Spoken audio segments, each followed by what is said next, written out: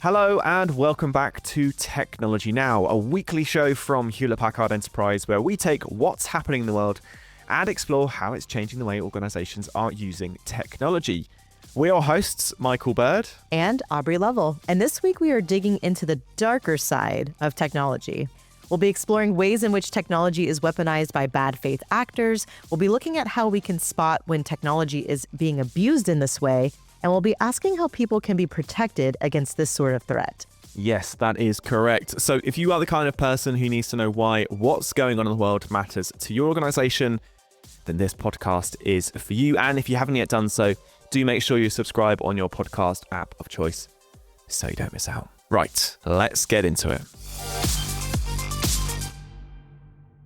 Technology is advancing at such a rapid rate that it can be incredibly difficult for us to keep up. Not only that, but every day people are finding ways to use technology which the designers never predicted. In many cases, these novel uses can be exciting. However, in some situations, people are harnessing new technologies as a tool to harm others.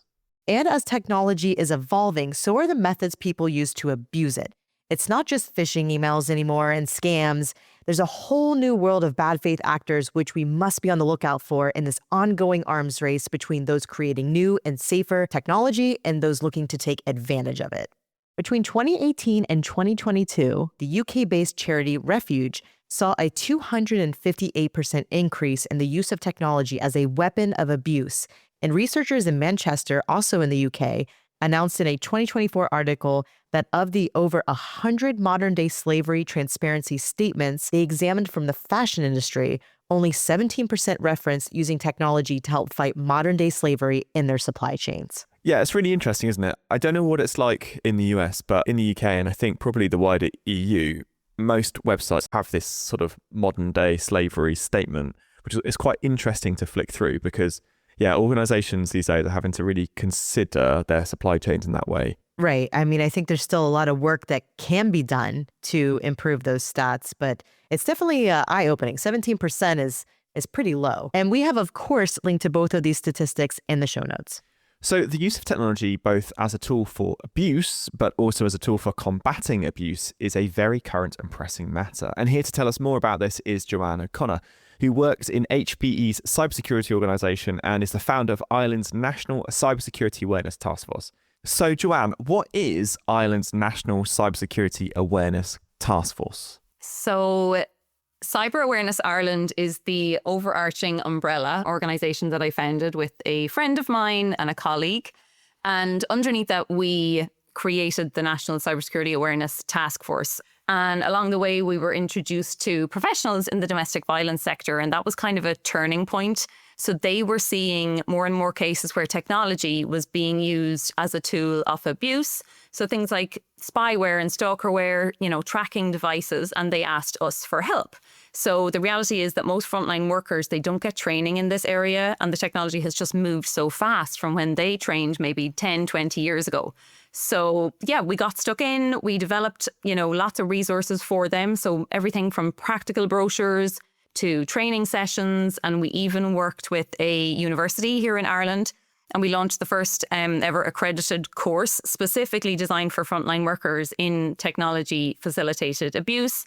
And this now helps them spot and respond to technology facilitated abuse. And we've done it all pro bono. It's been supported by obviously the universities and, multinationals like HPE, where I work. And, through our volunteer hours, we get to do this. Wow. Okay.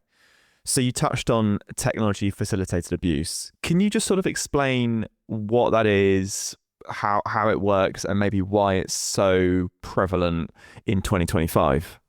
Yeah, absolutely. And thanks for asking, because it's something, we really need to talk about more. It is a phrase that I only probably became aware of maybe 3 or so years ago. So technology facilitated abuse is when technology is used to control, stalk, threaten or harm someone. That's kind of the official definition. And often it's in a domestic or an intimate relationship. And it can be kind of as simple, but still as dangerous as someone kind of, checking your phone or tracking your location, maybe without permission. And it can then go to be as complex as spyware, hacked accounts, maybe someone creating fake profiles And there's even been a rise in smart home devices being used to intimidate as well. So the same nefarious use of technology can be used in cases kind of in other industries like modern slavery. So the more we understand how technology can be misused in one context, then we're better equipped to spot it and prevent it in these other settings too. So you touched on modern slavery. Can you just sort of explain to listeners what we mean by that, and I suppose what it looks like in practice? Modern slavery refers to situations where individuals are exploited and cannot leave a certain situation due to threats or violence, and it's essentially kind of an abuse of power. So it's essentially someone exploiting another human being for some type of commercial or personal gain. And the problem is huge, and it's really kind of hard to explain it. Like the latest stats, there's around 50 million people living in modern slavery worldwide. So there's about half of those are in forced labor situations, and then another half are in forced marriage. And so how is technology used in cases of modern day slavery? You have technology that's being used in the before part, so that's the recruitment. And then the after aspect. So that's the monitoring and tracking after someone's been kind of exploited and brought into a modern slavery situation. So you've got technology being used to facilitate the recruitment. So this primarily happens through online platforms, groups, marketplaces. And, you know, it can look like basically job ads, but they're obviously false job ads. They can be promising like a better life. Maybe it's in a new country. And then after the person has been recruited and trafficked, the technology can then be deployed to further, you know, the traffickers use it for surveillance, monitoring to basically control their victims. And people who are trapped in modern day slavery are often then forced to use technology to exploit others. So it sort of becomes a bit of a cycle. Yeah, this is a really interesting rise of victims becoming perpetrators through modern slavery. And there's one specific example. There's been a rise in what are called scam compounds. And so victims, they're often lured in by these fake job ads that I mentioned, and then they're trafficked to these compounds. And if you've ever received a scam phone call or you've been a victim, like you don't expect that the person phoning you may actually be trapped and trafficked themselves. I guess the sort of dichotomy here is that technology is being used to sort of perpetrate modern day slavery and technology facilitated abuse. But I suppose it could also be used to fight it as well. So like most things, definitely. So technology can be used for harm or to help. And the key is who's in control and how it's designed effectively. So thankfully, there is really good examples of tech being used to fight modern day slavery. One of them is it's a campaign called Stop the Traffic. So it's a global campaign, and it brought together major kind of tech companies, financial institutions and law enforcement. And they essentially built a platform, and it combines data from multiple sources and sectors. And what they were able to do then was identify trafficking kind of patterns and hotspots. So like as each individual organization, they wouldn't have been able to kind of build this intelligence. It's only when you connect all those dots across the sectors then that they can start to see that bigger picture and that they can act on it. One of the things you talked about was training frontline workers, training people who are currently being taught to recognize the signs of modern day slavery or abuse. Can you just talk about like why that is so important and maybe where that gap in knowledge has come from? So digital literacy is key, but we also need the big platforms stepping up. So it's one thing to educate people on how to spot a scam and, you know, fake job ads, and that's obviously really important. But if we're serious about preventing the exploitation, again, you're talking about, you know, nearly 50 million people here. We need to deal with the problem at scale. So really before those ads ever reach somebody who's vulnerable and might become a victim. It was in 2024, so Google, they released this ad safety report, and they said that they blocked and removed 5.1 billion ads globally. And they also suspended over 39 million advertiser accounts. So if the platforms can stop those before they're even seen, and we're educating people at the same time, it's a double win. Like you're cutting off the scam at the source, and you're also strengthening the person on the receiving end. Thanks so much, Joanne. This is a really important topic, and I'm glad you're helping us understand more about it. I don't think any of us ever really consider that the people trying to scam us could also be victims. And it really is a very interesting change of perspective to consider. All right then, now it is time for Today I Learned, the part of the show where we take a look at something happening in the world that we think you should know about. Aubrey, what do you have for us this week? Okay, so a warning for anyone who doesn't like snakes. You might want to skip forwards a couple of minutes because this week we're talking all about snake venom, which is really well timed because last week my dog was actually bit by a snake, but it was a non-venomous one. So Right, the UK is not known for its snake population. Last week, I stumbled across my first snake I've ever seen oh, wow. in the UK. Oh my gosh, that's pretty crazy. I would also be a little frightened to see a snake in the UK. I would never expect to see that.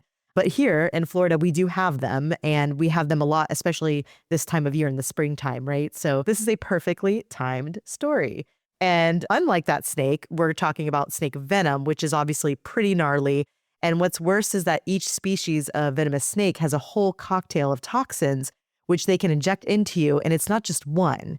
So this makes treating snake bites with anti-venom incredibly difficult because you need to know the exact species of snake which bit you to be able to treat it properly and quickly. Like you only have so much time to handle this, right?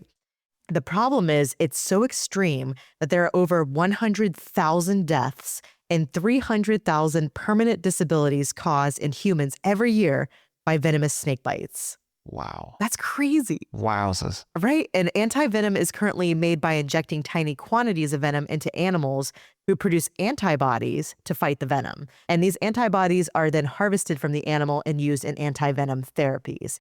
Creating what's known as a broadly neutralizing antibody, which is something that works on multiple types of snakebite, has seemed like the elusive holy grail until now. In an attempt to build up an immunity to snake venom to protect himself while handling them, Tim Freedy spent almost 2 decades injecting himself over 700 times, that's insane, with venom from the world's deadliest snakes. Whoa, that is hardcore. Talk about dedication. hardcore. I mean, I've heard about this before, right? Like you see like certain snake handlers when they're using this type of like demonstration that they do inject themselves to make themselves more resistant to any bites that could occur, right? But when researchers discovered that Mr. Freedy had been doing, they took some of his blood and examined it. And in the blood, they discovered 2 of these broadly neutralizing antibodies which targeted neurotoxins. And that's the sort of thing you find in cobra bites, right? And the researchers added a 3rd drug to the 2 they had extracted from Freedy's blood and discovered they had made an anti-venom which in animal testing protected against fatal doses of venom from 13 of the 19 snakes being investigated. This anti-venom even provided partial protection against the remaining 6. So pretty significant find.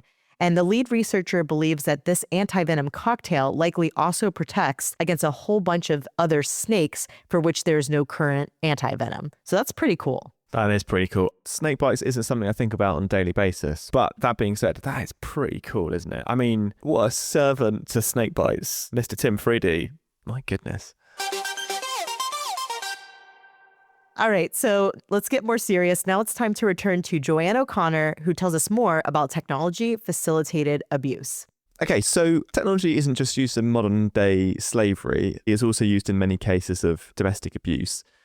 How can we combat this use of technology?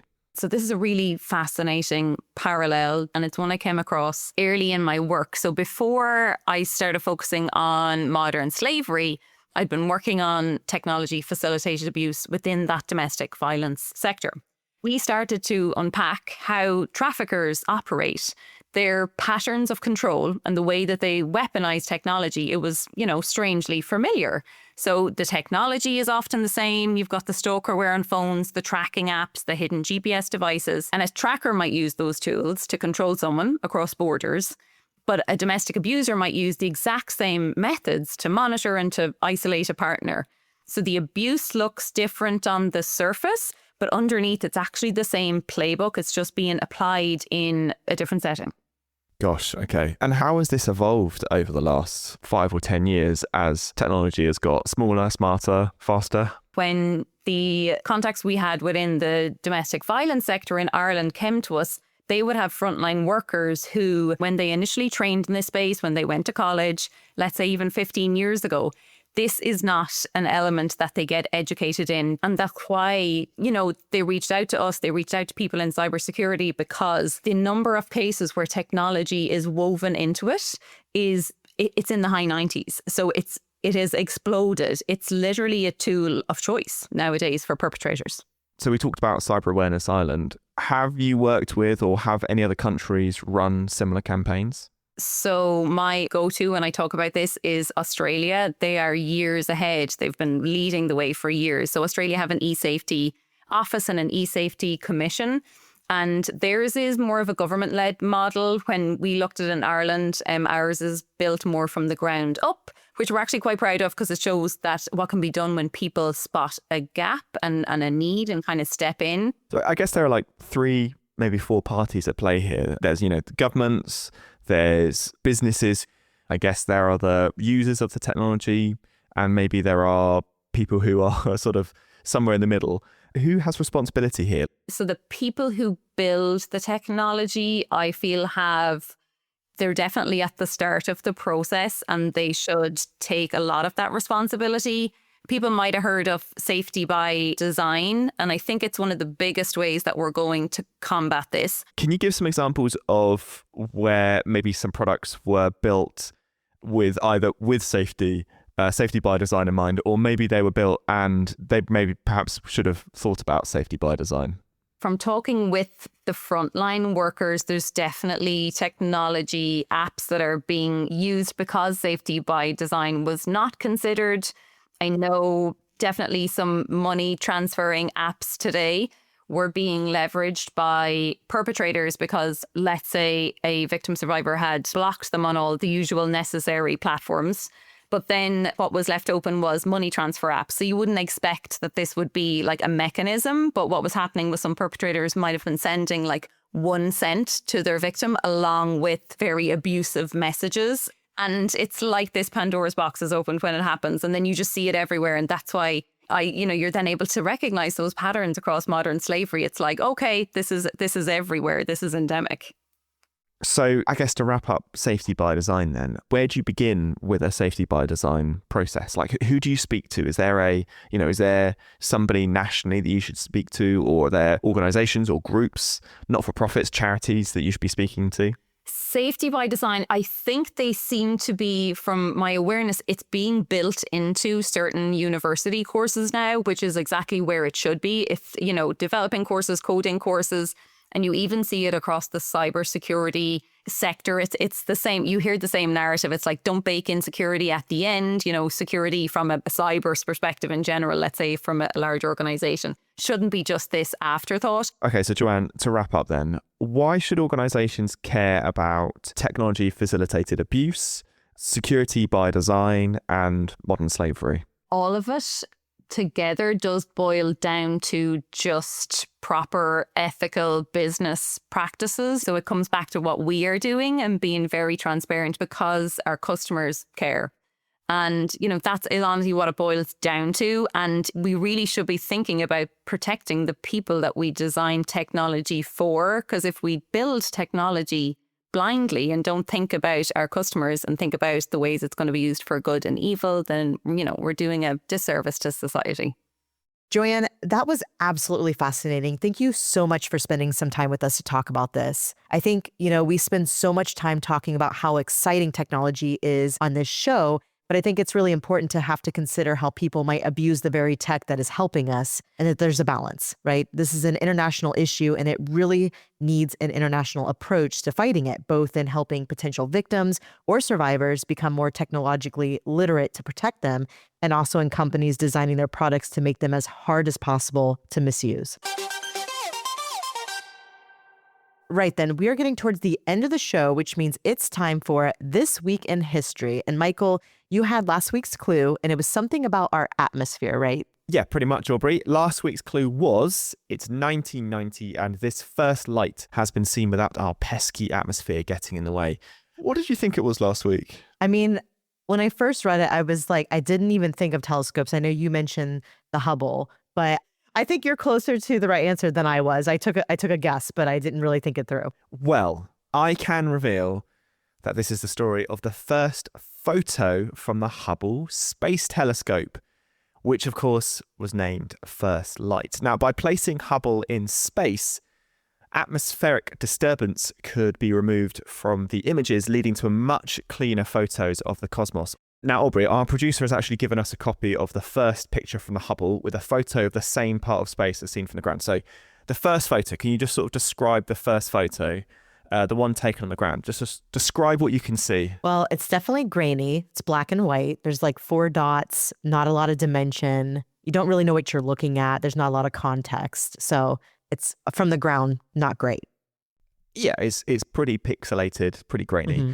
Okay, so the first photo from the Hubble Space Telescope I have next to me. Now, those 4 dots have actually turned into 5 dots because one of the big dots is actually looks like it's 2 dots, 2 little stars. I can see a little shooting star, maybe some really, really, really faint specks that I guess might have been other stars. Photos from the Hubble were about 50% sharper than the pictures taken from the ground, and I think you can really see that in those photos. But they weren't completely clear because of an issue with the mirrors used in the telescope, which wasn't discovered until after it had left Earth. Oh my goodness, the stress of that. And it would take a further 3 years before the issue was resolved with the installation in space of a redesigned wide field and planetary camera along with an instrument called CoStar. Right, and so we've got some more photos. So, Aubrey, just describe what you can see on the photo, the left-hand photo, which I think is the before photo. At first glance, it kind of looks like a hurricane. It does look like a hurricane, like a satellite view of a hurricane from the top. It definitely does. There's a lot of blue hues. It's also very grainy, but you're starting to see more color. And then on the right, obviously, with the updates, it's much clearer. You can see the definition and the patterns and the stars. The coloring is much better. There's more clarity. It's one of those photos, the updated one. It looks like one of those photos you could just stare at for hours. You could see 1,000 different little stars and, planets and objects. Whereas the one on the left it's a bit of a blurry mush, isn't it? Yeah, definitely. Well, the Hubble is still taking images today, 35 years after it was sent into space, for what was expected to be a 15-year mission, and is expected to continue its work for at least another decade. What do you think of that, Aubrey? I think that's amazing. Keep them coming. Right then, Aubrey, I think you've got next week's clue. What is it? I do, Michael. And your clue for next week is it's 1919, and this solar eclipse is about to prove this theory relatively correct. I don't know. Is this something to do with, I want to say like relativity, but relative, maybe like Einstein's theory of relativity? No, that would be ridiculous. Well, producer Harry did italicize that word, so we know that something's going on there. And with that, it brings us to the end of Technology Now for this week. Thank you so much to our guest, Joanne, and of course to our listeners. Thank you guys so much for joining us. So if you've enjoyed this episode, please do let us know, rate and review us wherever you listen to episodes. And if you want to get in contact with us, you can send us an email to technologynow@hpe.com. Technology Now is hosted by Aubrey Lovell and myself, Michael Bird, and this episode was produced by Harry Lampert and Izzy Clark, with production support from Alicia Kempson-Taylor, Becky Bird, Alyssa Mitri, and Renee Edwards. Our social editorial team is Rebecca Wissinger, Judy Ann Goldman, and Jacqueline Green, and our social media designers are Alejandra Garcia and Ambar Maldonado. Technology Now is a Fresh Air production for Hewlett Packard Enterprise, and we'll see you at the same time, the same place, next week. Cheers.